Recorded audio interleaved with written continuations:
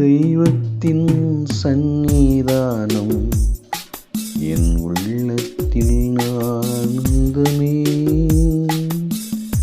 காருண்யமானவர் சத்தம் என் காதுகளுக்கு இன்பமே.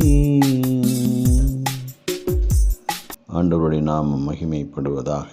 இன்றைய இறைவார்த்தை எரேமியா 11வது அதிகாரம் 16வது வசனத்தின் முதற் பகுதி. நல்ல கனி உண்டாயிருக்கிற நேர்த்தியும் பச்சையுமான ஒலிவ மரம் என்னும் பெயரை கர்த்தர் உனக்கு இட்டார்.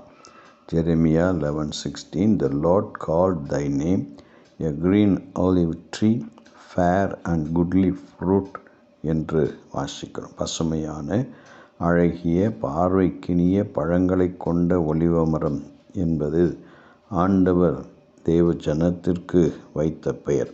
அப்படிதான் அவர்கள் நலமாக வளமாக பசுமையாக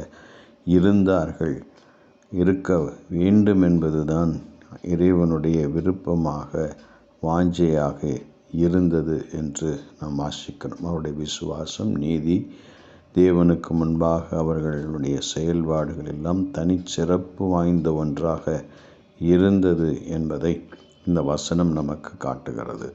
நானோ என் தேவனுடைய ஆலயத்தில் பச்சையான ஒலிவ மரத்தைப் போல் இருப்பேன் என்று தாவீது அரசன் சொல்லுகிறது போல அவருடைய மக்கள் எல்லாம் அப்படிதான் வாழ்ந்தார்கள், இருக்க செய்தார் ஆண்டவர் என்பதை இந்த வார்த்தை சொல்லுகிறது.